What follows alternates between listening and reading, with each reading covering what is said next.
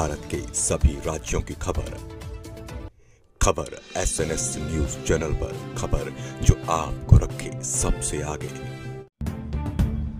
नमस्कार, मैं अश्विन, आप देख रहे खबर SNS टीवी। भंडारा से एक बड़ी खबर सामने आई है।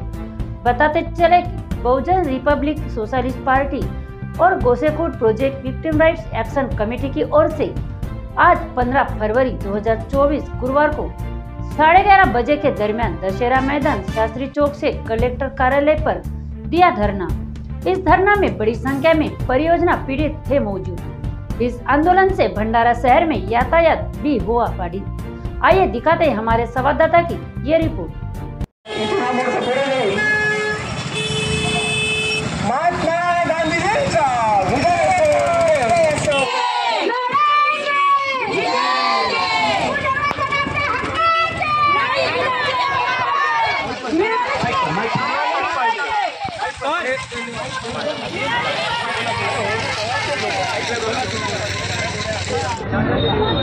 तुम्ही मगाशी आरोप लावला भूसंपादन अधिकारी आणि पुनर्वसन अधिकारी आणि जिल्हाधिकारी असं ते तुम्ही कोणत्या आधारावर त्यांच्यावर म्हणजे आरोप लावला की ते तुम्हाला याच्या आजपर्यंत त्यांनी तुमच्या समस्या जाणून नाही घेतलं? या संदर्भामध्ये सेंट्रल गव्हर्नमेंटचे टोटल क्लॅरिफिकेशन्स आहेत, नोटिसेस आहेत आणि तसंच त्यांचे काही पत्र आहेत की यांना या पद्धतीने जे मगाशी मी एलिगेशन लावलेले आहेत की 1 जानेवारी 2000 पूर्वी जर कुठलं भूसंपादन झालं असेल आणि त्याचा निवाडा 1 जानेवारी 2014 किंवा त्याच्यानंतर झालेला असेल तर त्यांना डेट ऑफ नोटिफिकेशन ही 1 जानेवारी 2014 पकडून त्यांना पुनर्वसन हक्क आणि भूसंपादनाचा मोबदला द्यायला पाहिजे।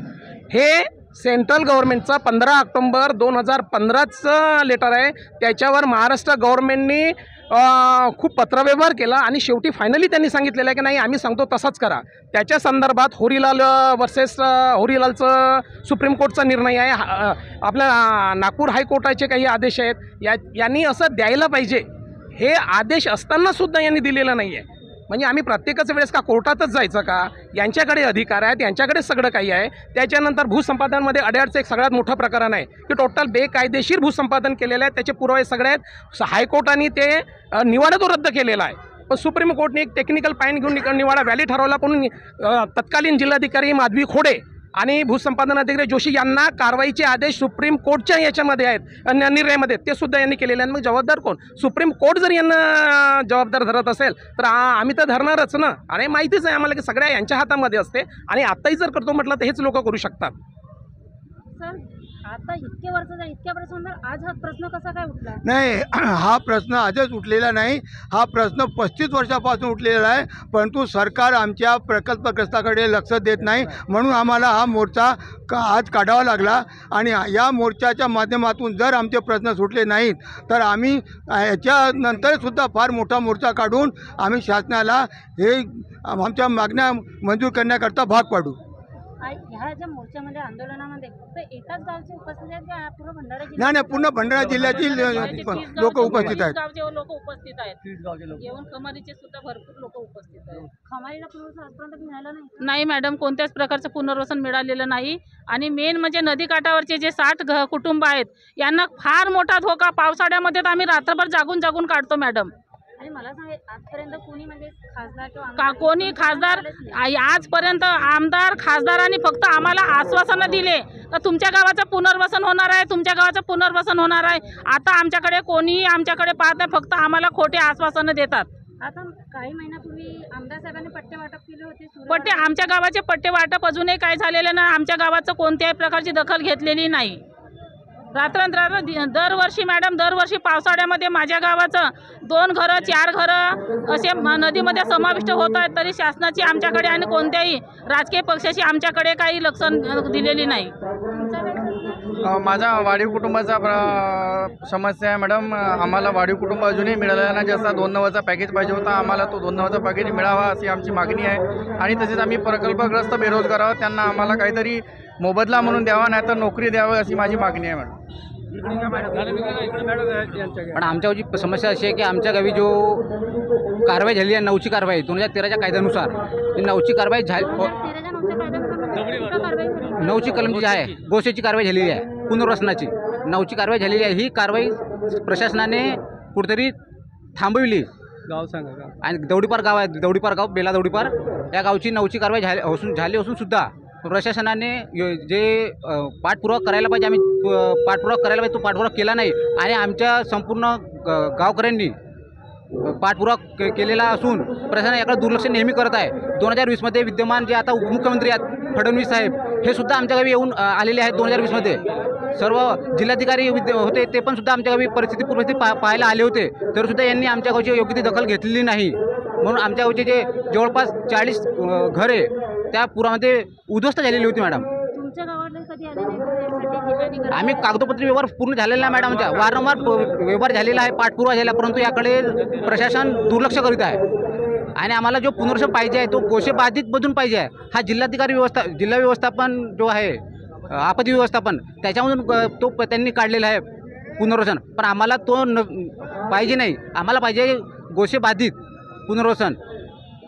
हा आमचा मुद्दा आहे मॅडम, आणि लवकरात लवकर होईल. आणि आमच्या गावची जी वाढीव जागा आहे, वाढीव जागा फक्त घेतली आहे, हस्तांतरित केली नाही, परंतु त्यामध्ये गोसेच्या पाणी आजही आहे जमा, आणि त्याच्या कोणत्या पाणी आजही पाणी आहे बेला दौडीपार. आणि तिथं तो मॅडम त्या गावच्या आम्हाला जे जागा आहे बाधित पाणी साचलेल्या, त्या जागेच्या अजूनही आम्हाला मोबदला मिळालेला नाही. वाढीव जागेच्या फक्त ती कारवाई केली आहे, पण मोबदला मिळालेला नाही.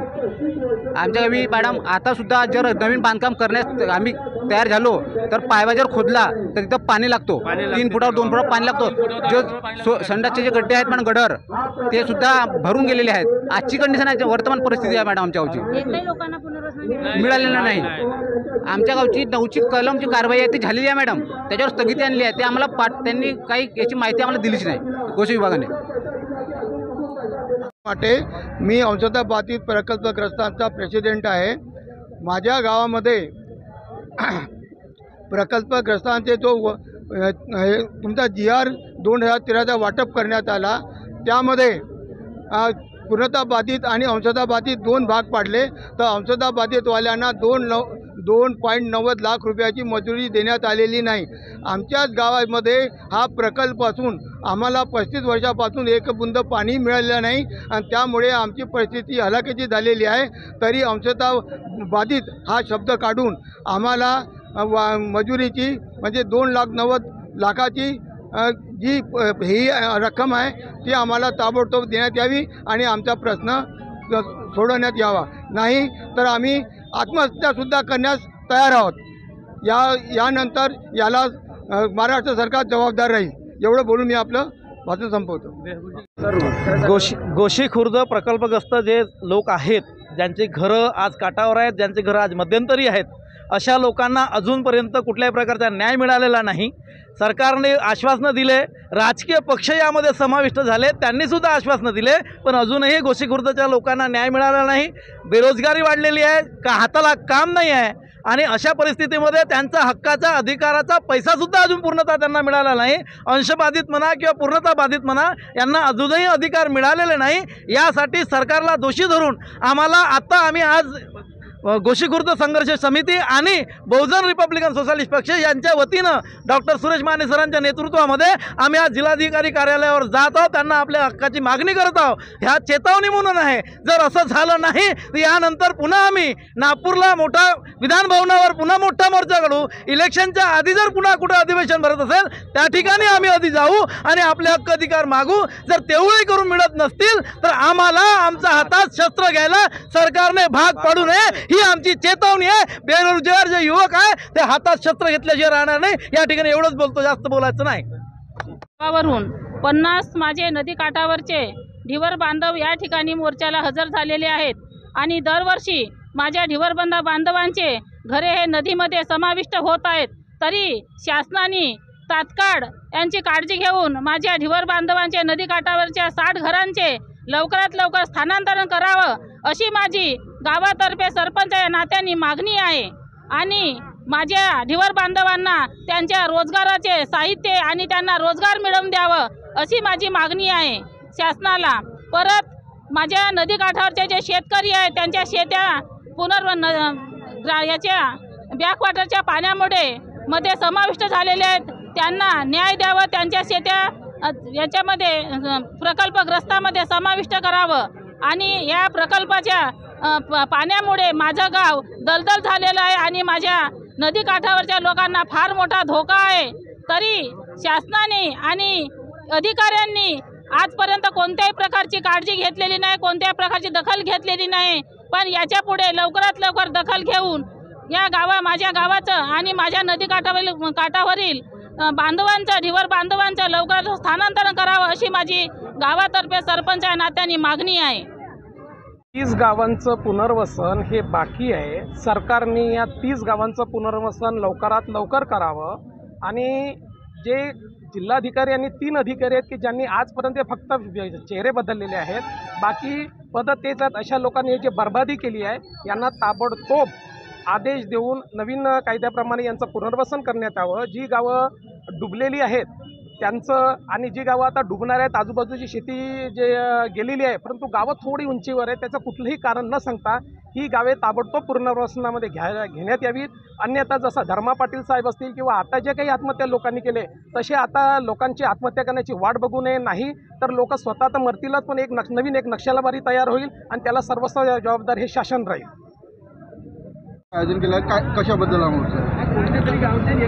1988 पासनं गेली 40 वर्ष झालं हे गोसेखुर्द धरण बांधण्याचा प्रयत्न सरकार करत आहे. फक्त पाणी साठवून ठेवलेलं आहे. कुठल्याही त्याच्या संदर्भात केलेले पुनर्वसन नसतील, त्याच्या संदर्भात केलेले पाण्याचा वाहिन्या असतील, म्हणजे नहर म्हणतो ज्याला आपण, ते अजून त्यांचे अपूर्ण आहेत. आणि सगळ्यात प्रमुख मुद्दा म्हणजे आमचा हा आहे की 245.5 मीटरवर या गोसेखुर्दवाल्यांनी पाणी साठवलं होतं. मध्ये जानेवारी 2022मध्ये पूर्ण पातळी पाणी यांनी साठवलेलं होतं. त्याच्यामध्ये 30 गावं, जवळपास 30 गावांच्या आजूबाजू पाणी पूर्ण आलेलं होतं. आणि हे त्यावेळेस ज्यावेळेस सर्वे केलं त्यावेळेस हे लोक पूर्ण चुकलेले होते. लोकांची घरं पाण्यामध्ये गेली, लोकांचे कुटुंब उद्ध्वस्त झाले. तरी आज 2022 पासून 2024पर्यंत या लोकांनी गावाचं पुनर्वसन केलेलं नाही. त्याच्यामध्ये काही अर्धे 8-10 घरं जायचे आहेत अगोदर, त्याच्यामध्ये अंशतः बाधित पूर्णतः बाधित नाटकं करून पूर्ण लोकांना देशोधडीला लावलेलं आहे. 290चा पॅकेज यांनी दिलेला नाही आहे. त्याचप्रमाणे आणखी यांचं सगळ्यात महत्त्वाचं आणखी एक आहे की नवीन कायदा 1 जानेवारी 2014 पासून लागू झालेला आहे. सुप्रीम कोर्टचे निर्णय आहेत, सरकारचं नोटिफिकेशन आहे की 1 जानेवारी 2014च्या पूर्वी जर कुठल्या जुन्या कायद्याने एखादं भूसंपादन सुरू होत असेल आणि त्याचा निवाडा हा 1 जानेवारी 2014 किंवा त्याच्यानंतर जर झालेला असेल तर त्यांना डेट ऑफ नोटिफिकेशन घेऊन त्यांचा मोबदला हा 1 जानेवारी 2000च्या नंतरचा म्हणून काढायला पाहिजे. परंतु सरकारने अजूनही तसं केलेलं नाही. हे सगळं भंडारा जिल्ह्यांच्या जेवढेही प्रकल्पग्रस्त आहेत यांना मुरवण्याचा, नष्ट करण्याचा पूर्ण प्रयत्न हे सरकार करत आहेत. याच्यामध्ये सगळ्यात मोठं जर कोणी विलन असतील, प्रामाणिकपणे तुम्हाला सांगतो ते 4 अधिकारी. 4 अधिकाऱ्यापैकी एक अधिकारी भूसंपादन, उपजिल्हाधिकारी भूसंपादन, दुसरं एक्झिक्युटिव्ह इंजिनियर पुनर्वसन पथक, तिसरं पुनर्वसन जिल्हा पुनर्वसन अधिकारी आणि चौथा सगळ्यात यांचे प्रमुख म्हणजे जिल्हाधिकारी. या लोकांनी हेच सगळं केलं आणि आत्ताच्या घडीला हे लोक असेच करत आहेत. त्यामुळे सगळं पुनर्वसन तुम्ही बघतच आहात काय कंडिशन आहे. गावामध्ये जाऊन बघा, या लोकांच्या म्हणजे मरणापेक्षा भयानक अवस्था झालेल्या आहेत. कुठंतरी काहीतरी काढायचं, काहीतरी हे गाव उंचीवर आहे, काहीतरी शेती पूर्ण जात नाही, असे काहीतरी कारणं काढायचे आणि या शेतकऱ्यांना देशोधडीला लावायचं हे काम या सरकारचं चाललेलं आहे. तरी आम्ही सगळ्यांना रिक्वेस्ट करतोय त्यांना की हा मुद्दा आता लहान आहे, भयानक होऊ देऊ नका. आमचे 2 शेतकरी माननीय धर्मा पाटील साहेब आणि आता मध्ये 1-2 लोकांनी आत्महत्या केल्या, पण आमच्यावर ती पाळी येऊ देऊ नका. जर आता ही पाळी आली तर आम्ही आत्महत्याच करणार नाही, तर एक नवीन नक्षलवादी सुरू होईल आणि जो नक्षलवाद तिथून सुरू झाला त्याची पुनरावृत्ती इथं होईल म्हणून सरकारला निर्वाणीचा इशारा आहे. आणि रिक्वेस्ट पण आहे की कृपया करून आम्हाला नक्षलबारीप्रमाणे करू देऊ नका. सामान्य लोक आहेत, साधी लोक आहेत, या लोकांचं प्रामाणिकपणे अधिकाऱ्यांना आदेश